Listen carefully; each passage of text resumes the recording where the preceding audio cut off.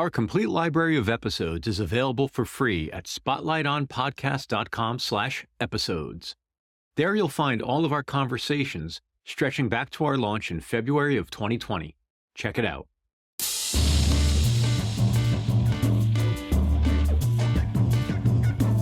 Hello and welcome to Spotlight On, a production of 23 Media Ventures. I'm your host, Lawrence Purrier. Today, the spotlight shines on the acclaimed and intriguing composer, bandleader, and improviser, Graham Reynolds. The Austin-based Reynolds has composed for countless film, television, dance, and theatrical productions, serving most notably as the sonic collaborator of director Richard Linklater. He's also artistic director of the new music-focused nonprofit Golden Hornet. Graham joined me on the occasion of his solo release from earlier this year, Music for the Prophet, Parts 1 through 4, on Fire Records. We discussed the benefits of having a dedicated workspace and the importance of balancing practical tasks with creative ones. We explored the relationship between composition and improvisation in music, Graham's feelings about live performance, our musical upbringings, the state of the arts in film, and my favorite, the role of humor in music. Welcome, Graham Reynolds.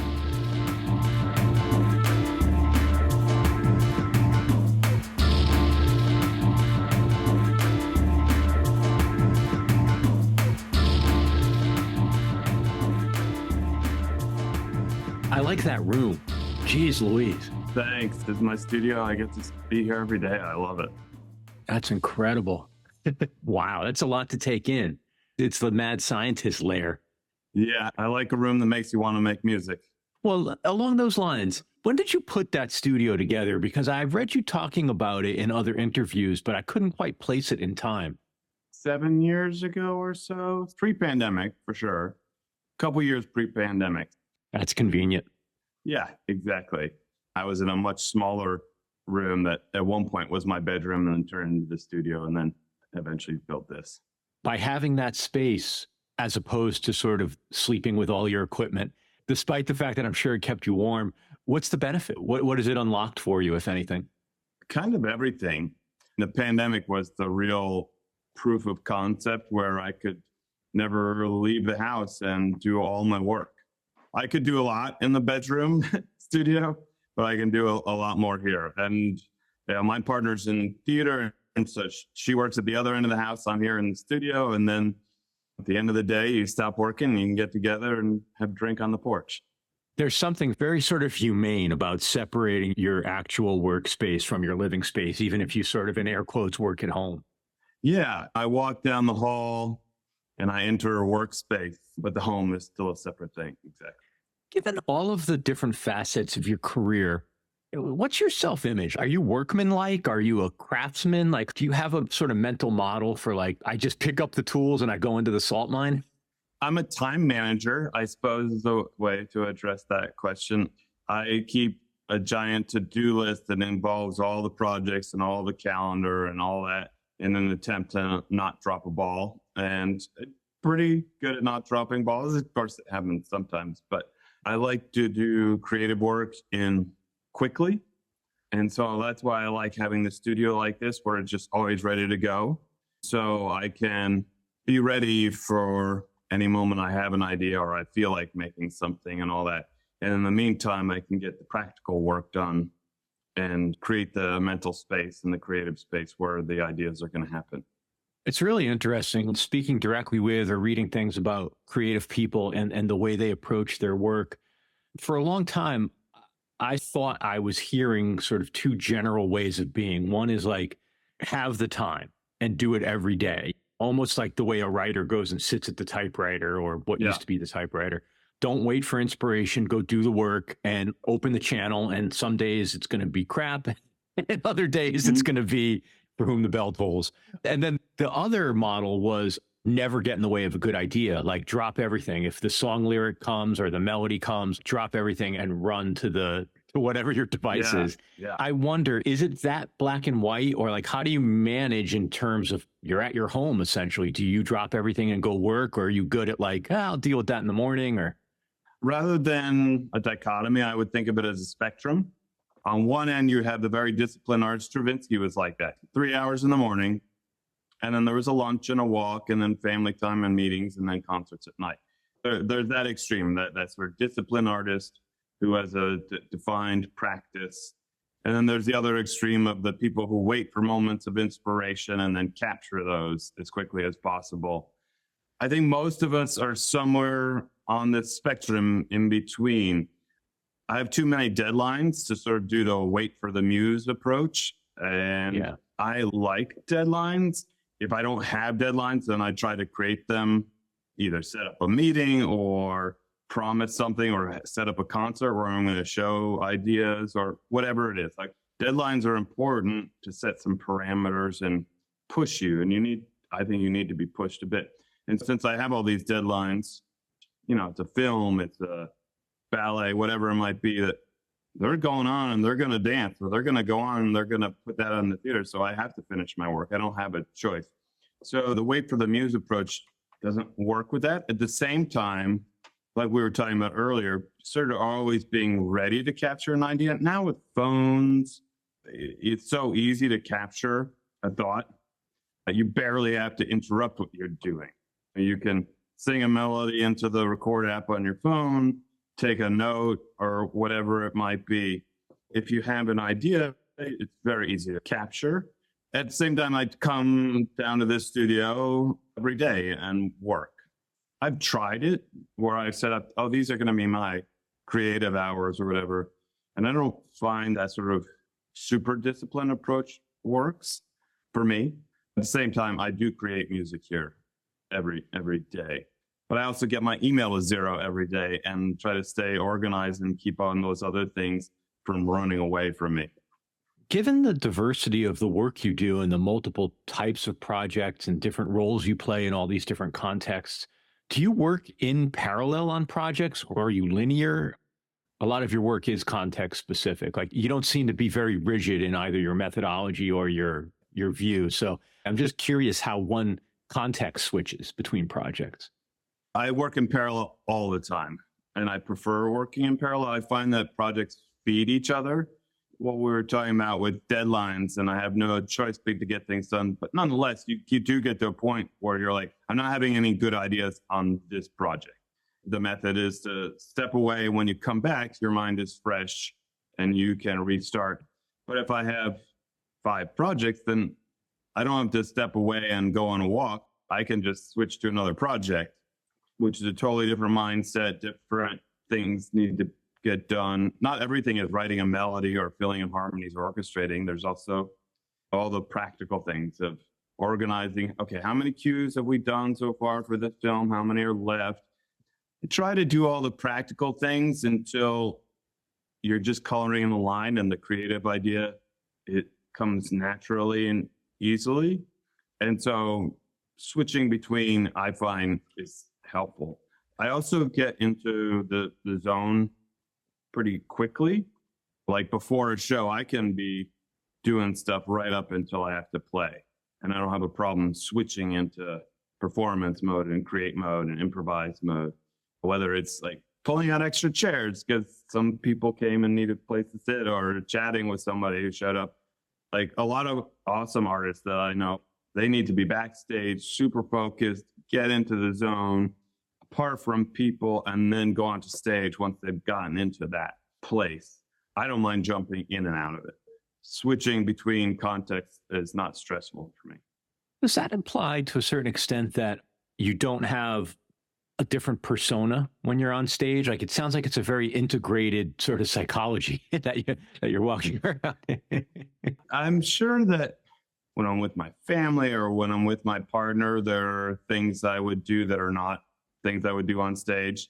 But I do try to treat the audience like I'm in a conversation with the audience and think of them as friends and people, and it's just casual. I'm talking with the audience beforehand, literally, or I'm talking with the audience playing music for them and feeling the energy they're having, feeding off of it and altering the show depending on what is inspiring them, what they seem to respond to. I'll dress up to a degree for stage, but it's not that different from the way I dress up just to go to a restaurant or a bar or something like that. So I try to not separate the two too much. You said something about it's so simple to just stay home and do scores.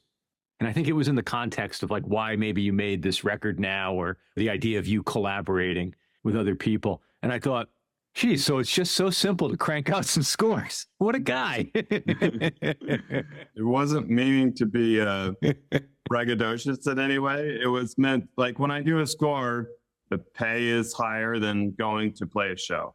It doesn't require rehearsal separate from the show. The rehearsal, when you're making a score, you rehearse and you record for the score at the same time. It's all integrated. The greater parts of my income are done in this room, not on a stage. If I wanted my life to be simpler, this is what I was getting at, was that I wouldn't perform. I would stay here at home and I would make scores. But then I wouldn't get to perform. I would be doing a narrower set of music. I wouldn't get that interaction with the audience. I wouldn't get the audience's feedback on what was working and what wasn't working. And of course, it's harder to get more work when you just stay home. But nonetheless, when I have score work, that's the simplest thing to do, is just stay home. So I make my life a little more complicated by having performances and tours and putting out albums and this and that. Everybody knows that Spotify isn't sending me huge checks. I play instrumental music. It's not the most radical music, but it's definitely not mainstream. So performances are going to pay me a limited amount. In this tour coming up, I'm playing solo, and I love doing that. But sometimes I'll have a 12-piece band, and that's a break-even proposition. So that's what I was talking about with simple. Arranging all the rehearsals, arranging the transport, arranging the gear, doing the sound check. You don't have to do any of that if I stay home and make a TV or a film score.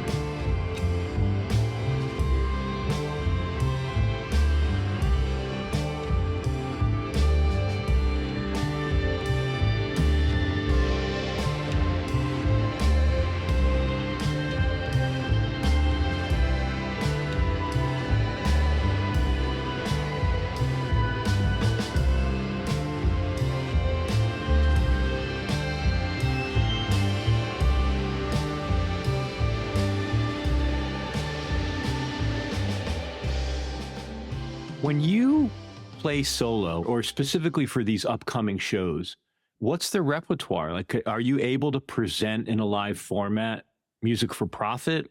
How does the rest of your catalog or your repertoire play into it? Do you ever present your film music live? I'm really curious about what your presentation is. So yes, I've been working on music for a profit live. We had a festival here last week that I did a couple performances at, trying that material out live.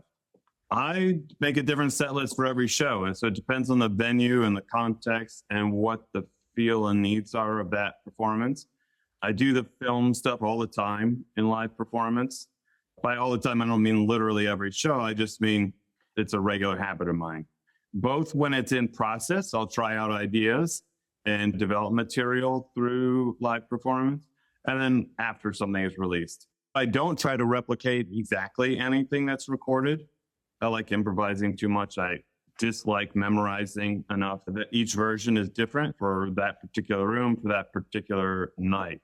On this tour of the UK, I'm going to have a lot of music for profit for the fire-focused shows, but there are a couple of shows that are either in film venues or at film festivals where a much greater portion of the music will pull from film and TV music catalog.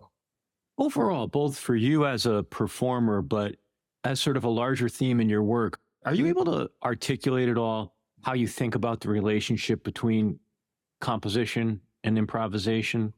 They're both such slippery words. Composition is extra slippery.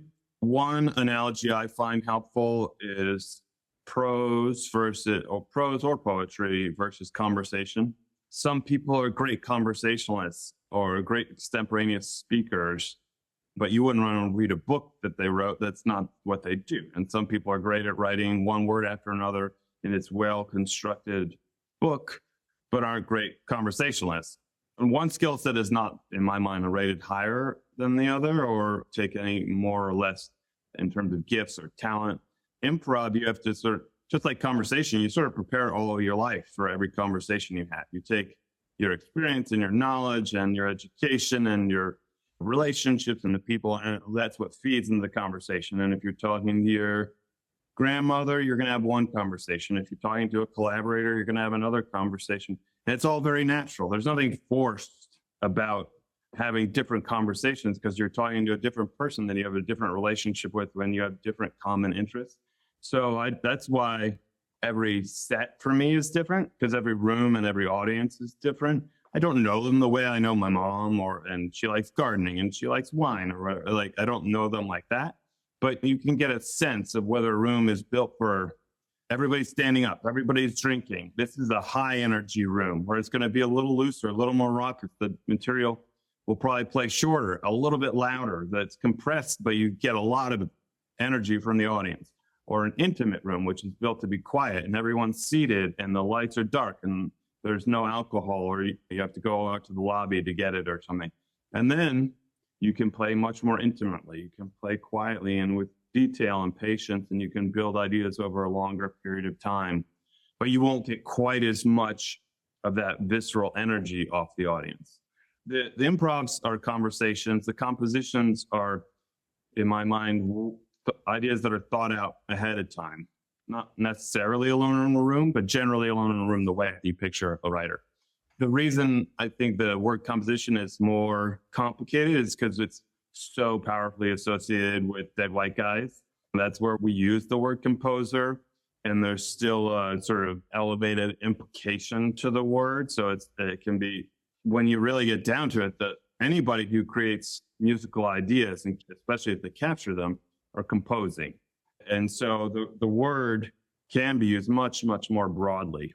For me, it's more like a long list of, you're probably a composer if ... You're probably a composer of this. And the more you check these things off, the easier it is to describe someone as a composer. You wouldn't think of, say, John Coltrane not as a composer, but you might think of Duke Ellington as slightly more of a composer because he wrote more notes down. If the word is elevated, we want to make sure that it's generously used for people who are extraordinary artists who, because of the way they practice, generally that word isn't used for them. I don't know. It's just a complicated word, I think, especially in our cultural moment. It's interesting that composition or composer strikes you as a complicated word, because I feel similarly about improvisation.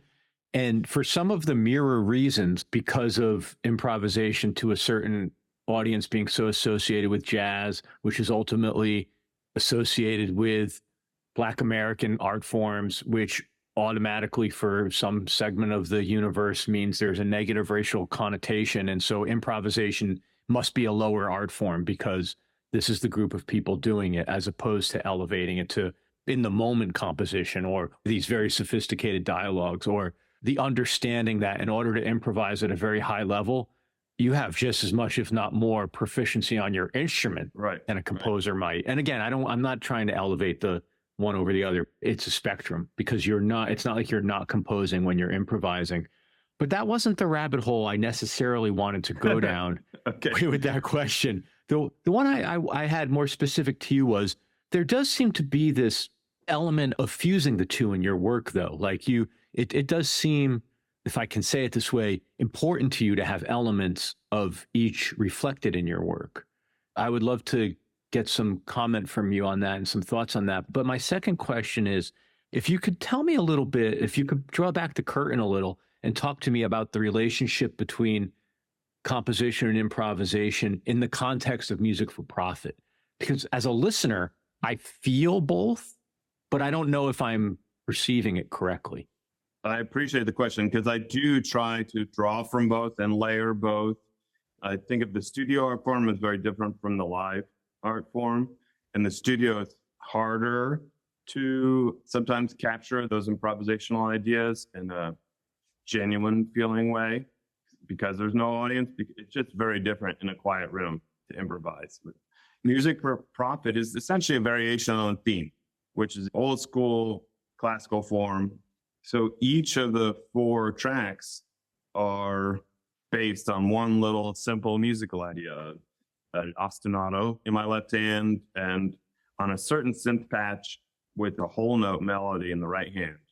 And everything's built from there. And everything is turning around, building on top of it, taking things away until you have each one being different from the other, but still based initially on that same idea.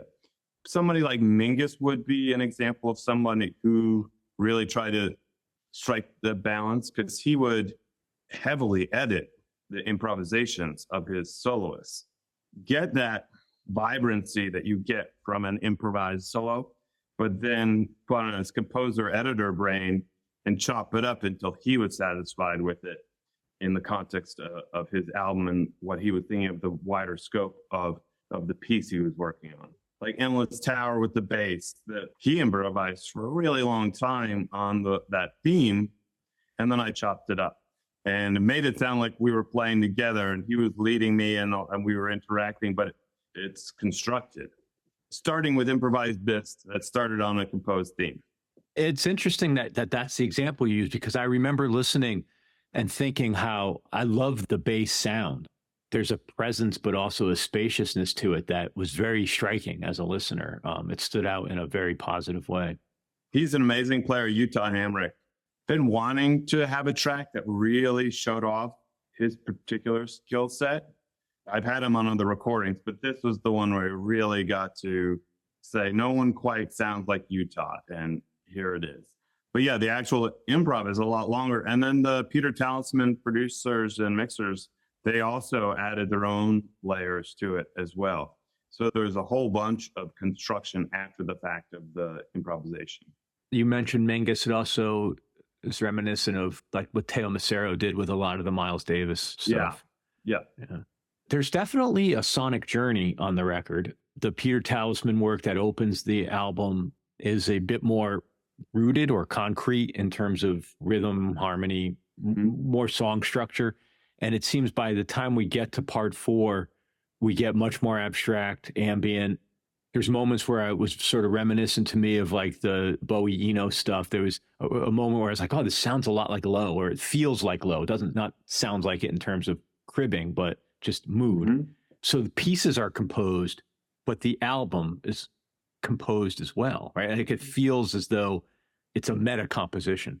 It's intended that way. So I appreciate the thought because of that variation on the theme. When I first heard some of like a Bach variation on a theme, sometimes it can be hard to recognize the original material. You're like, wait, how is this connected? How is this a variation?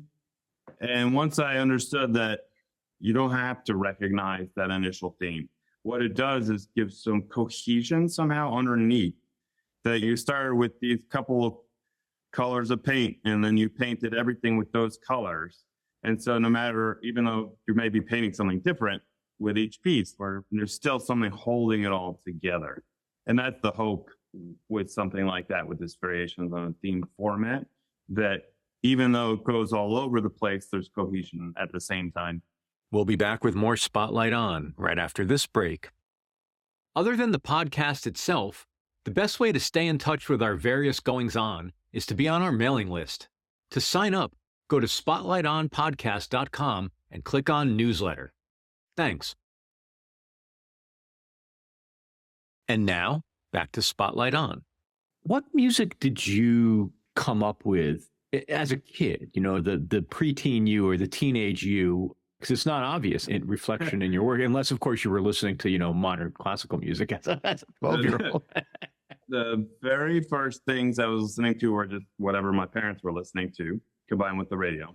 My brother and I would, early on a Saturday morning, wake my dad up and ask if we could borrow a record. And the record collection slowly went from the living room to our playroom.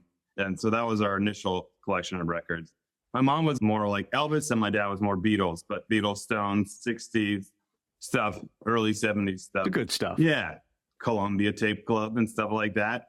Just talking about that the other day with someone. Yeah. And, had a Radio Shack little cassette thing that I would make mixtapes with, things like that. Yep. When I had a bicycle and a little bit of cash, babysitting money, going to the record stores, and I had not a lot of money, but there was a whole room at the back of some of the record stores that would be dollar records. Yep.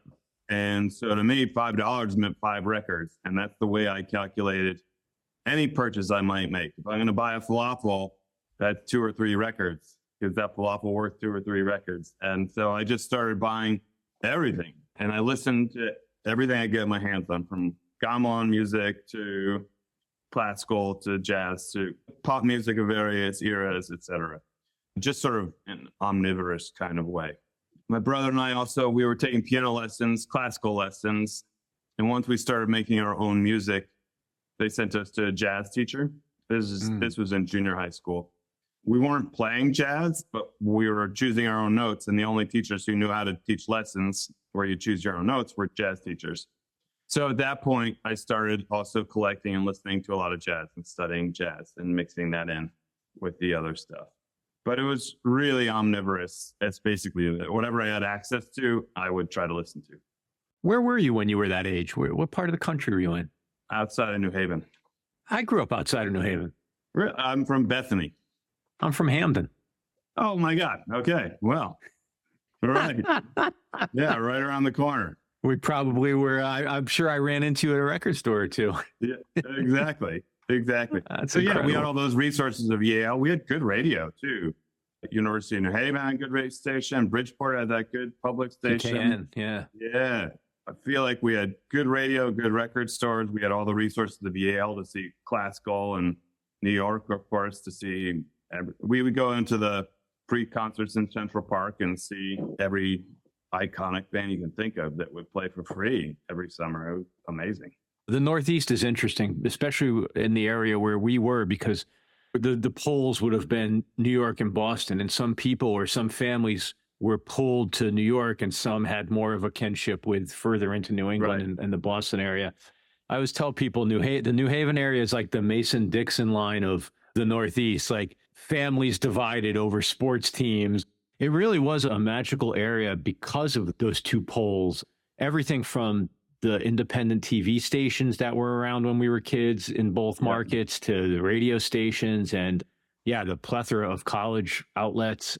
Really fortunate to grow up with access to all of that. And then again, the Metro North line to get into New York. That was it for me. That's what cracked my head open, was just being able to go to New York.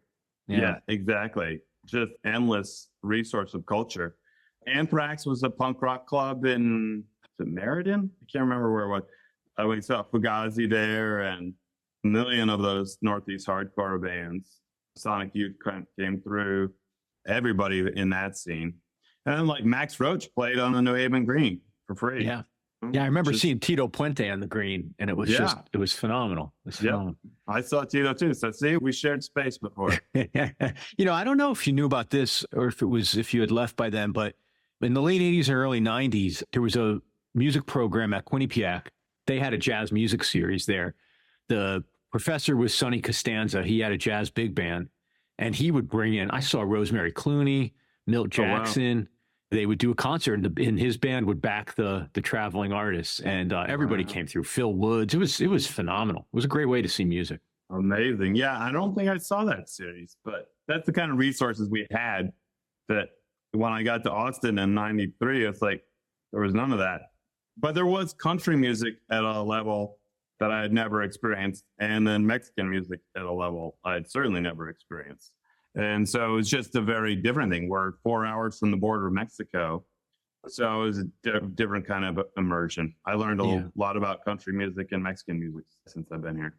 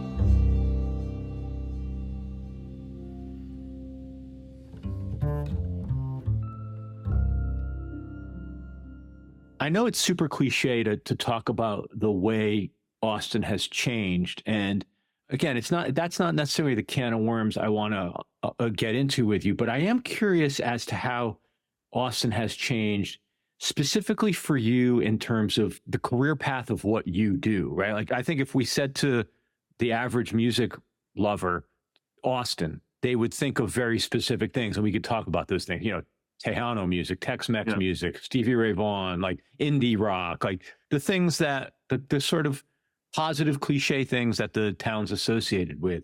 As someone who's doing creative music or modern composition and improvisational music, what kept you there, and how has that scene grown, supported you? How have you cultivated it? Can you take me through that?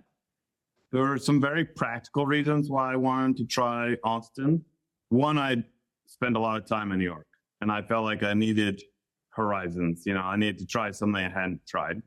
Two, I played piano and drums, and those are big and heavy, and I wanted to live in the same place as my instruments. So the idea of being in New York or San Francisco or any of these places where the practice space is across town and you share it with some other bands, it's great. I was cleaning houses for a living. So you're going to clean houses all day and then go across town to practice. I want to live with my music. And so Austin was a place I had been through, and the major employers at that time were the government and the state government and the university. So a lot of intellectual capital, a lot of music, but high affordability. And so I could, with friends, rent a whole house, and we could practice in the house. We could have shows at the house. We could do all the things and develop our craft. I didn't see that as nearly as easy. I mean, obviously musicians do that all the time in New York, but that's not what I wanted. And then the other thing was I liked doing music for a living was as narrow as I wanted to go in my parameters. I didn't want to go hyper-focused to just composer, improviser in a very niche scene. I liked the Knitting Factory stuff and that downtown stuff that was happening. And that's the scene I probably would have plugged into. And not that those artists don't collaborate across spectrums, but here, unless it's a room that's specifically designed for two-stepping, country dancing, I play in every venue in town with bands of every stripe, whether it's country or it's metal or punk or mariachi, or it doesn't really matter. I'm able to have a foot in a whole lot of musical and artistic worlds here. People do that in New York too. So I'm not saying it's not possible in New York. It just comes more organically here. I think that I was able to live here affordably. I've never had a noise complaint, knock on wood, in the entire time I'm being here. And I love to be loud. I built thick walls. I've always been able to make music on my own terms and evolve at my own pace and try as many ideas as I want. Some of them work and some of them don't, and have permission to fail, and with an audience that knows me, and collaborate with artists from every background. So it's been good to me, and I still get to go to New York all the time. I still get to travel and all. It doesn't keep me away from those things. Especially in the last 15, 20 years. It's not like it's a single runway airstrip that you're living in. Like it's a real place. Yeah. As far as the things that have changed, for the positive, there's much more of a film industry here than there was. So that work is easier to get. There were very few of us that sort of called ourselves composers 20 years ago. And now there are a lot of people who are doing that. The sort of new classical music, modern classical scene is thriving in a way. There's a new festival for it called Here Be Monsters. We got a new venue at the classical radio station that's hosting new music all the time, and those concerts are packed. We have a whole venue dedicated to classical guitar. So this stuff is really happening, and in a vibrant, exciting way. What suffered are performing art. Theaters have closed, theater companies have stopped making work. I used to have a ton of theater work and very little now. The numbers are a fraction of what they used to be. So that's impacted me directly in that my partner does theater too, and their company still makes work, but it's just so much harder than it was. So my life is slightly easier, hers is harder. Do you know anything about what that's about? I think you're challenging a supposition I had, which was in a region that is booming with fresh money the way Austin is. I would assume that a lot of that money would have looked to support the arts and would have viewed it as like status to support a theater company or things like that. It's a very long conversation. So I spent 8 years being the previous mayor's appointee to the Music Commission and having these conversations. Austin is older money families in towns, Dallas and Houston come to mind. There's a tradition of philanthropy and a connection between wealthy families and businesses and the arts. And place. Regardless of political beliefs. The symphony, the ballet, the opera, these organizations in Dallas and Houston, and visual arts, robustly funded. And there's really a market for expensive visual art, high-level visual art in these towns. And new tech money is exciting, but has no history of philanthropy. It's not something that's passed down through the generations. Yeah. It's been very slow for those connections to be made, partly because just the people don't know each other. There may be some will, but how they find themselves in the room, it's not always obvious. But also there's maybe not be as much interest also. It's just not happening in nearly the same way. You know, our most famous tech person is Elon Musk, and his project is space. And he's got a lot of projects, but the one that he's just more philanthropic with, I suppose, is the investment in space technology. And they're just a million miles away from the arts. So that's not happening. Then theater just requires a lot of resources for very low to no pay, especially for a complete ecosystem of theaters where you have scrappy experimental theaters and semi-mainstream. And they're just, real estate is at such a premium here that it's just not viable. Maintaining space is cost prohibitive, and they turn into something else regularly, condos or whatever it might be.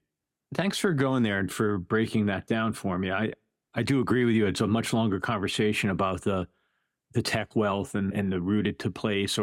But it's also interesting, though, there does seem to be, I don't want to overstate it, but a little bit of a generational element, because I know just visiting Austin, you can't throw a rock without hitting Michael Dell's name on a building or a wing or a thing. I think a lot of the tech figures right now, even though they're around our age, they're still in that acquisition mode. They're not focused on that other part. There's no Carnegie Hall here. There's Dell Hall. There is literally Dell Hall. But there's no, of the new tech people, Dell has a children's hospital. Dell has all sorts of things, but it's a different mindset. And there's no Musk hospital. There's no Musk Performing Arts Center. None of that is happening. There will be on Mars. There will be on Mars for sure.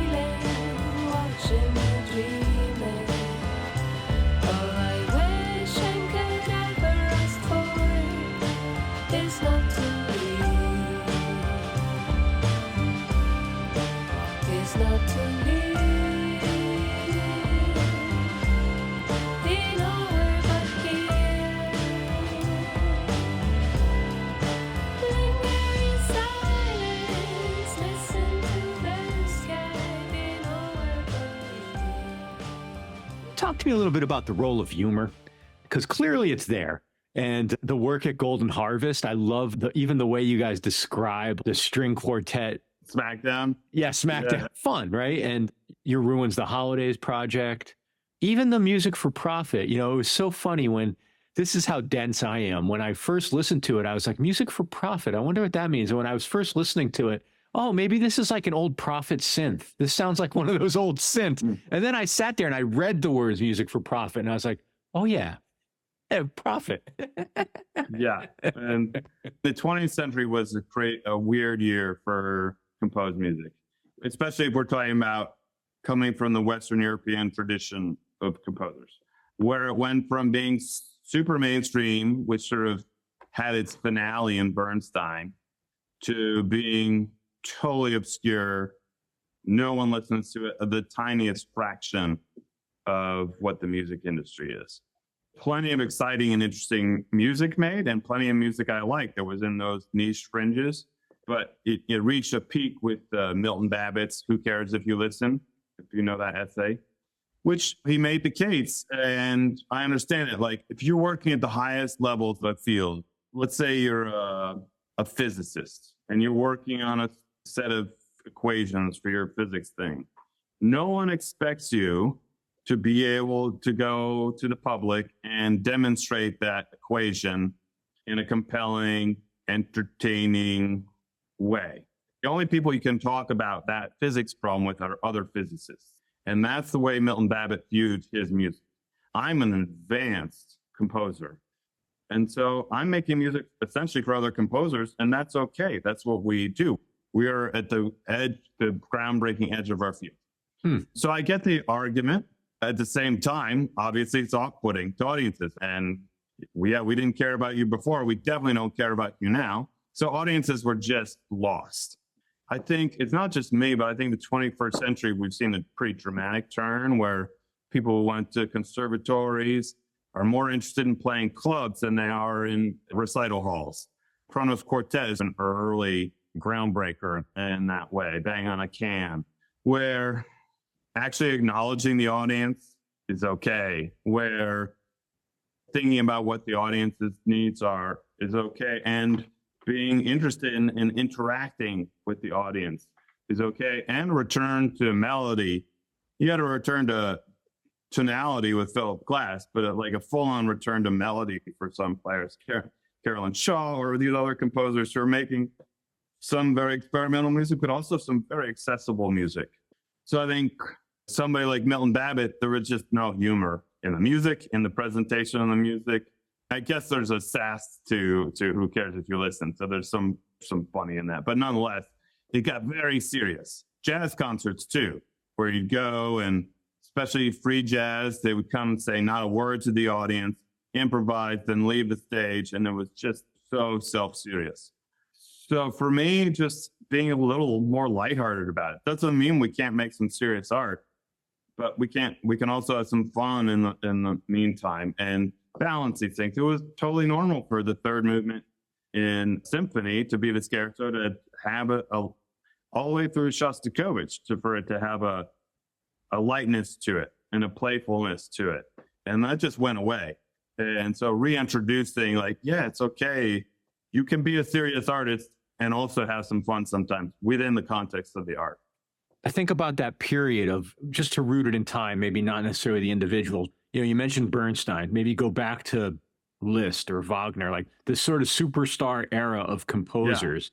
Yeah. It seems, given what the technology and the way the commercial market's changing, we may end up looking at the early mid 20th century till now as that same era in popular music, where these mainstream, ubiquitous, I guess what everybody we hear a lot about around like shared culture or common culture. Those moments are just fewer and farther between. It's going to be very interesting to have the benefit of some more time to look back and say, was the superstar era really more of an anomaly?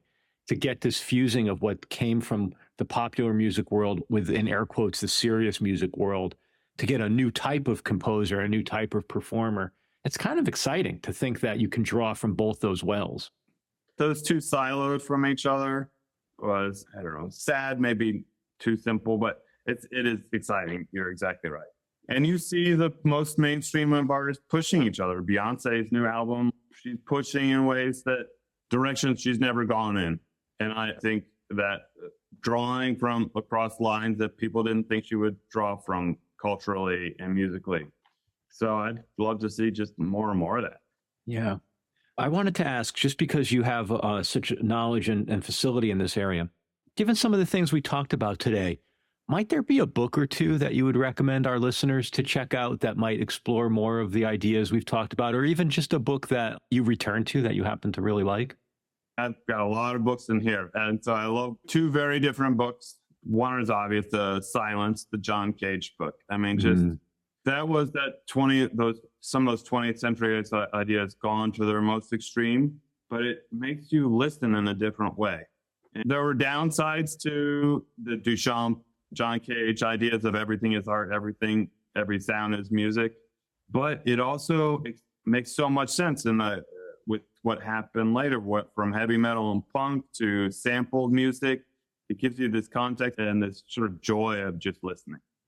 And it's in a series of essays, so you don't have to read it straight through, but it's really fun. It's how prescient it was, and some of them are just a joy.